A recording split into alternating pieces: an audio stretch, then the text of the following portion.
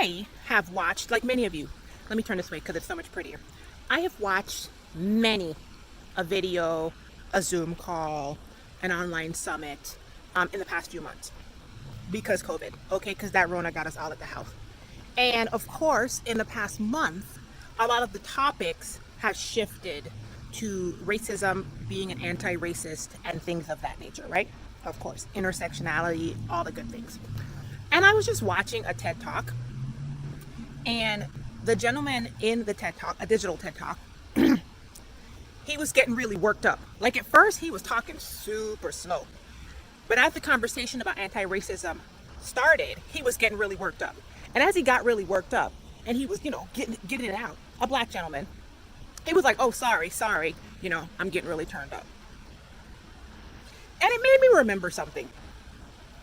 Earlier this week, I was watching a podcast, a video of a podcast, or like a vodcast, I guess, about intersectionality. And in that video, there was a doctor and researcher, and she was talking about intersectionality, the whole concept of what it is. And she got a little, animated and talking, and then she stopped herself, and she was like, excuse me, I'm getting worked up. And also, this was a black woman in a professional setting.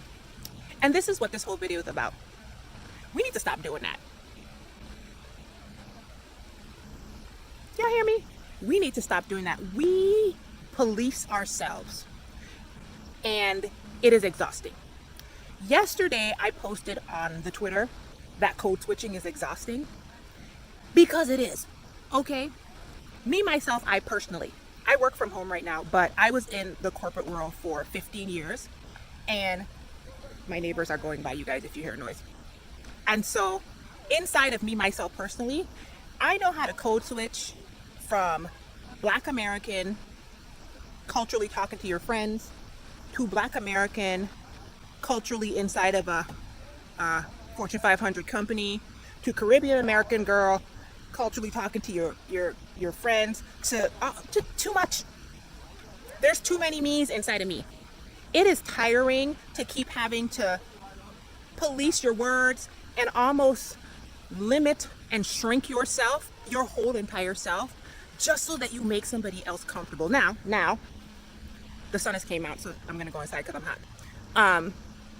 I realize that we are conditioned to manage the discomfort of others to the point that most of us don't even know that we're doing it.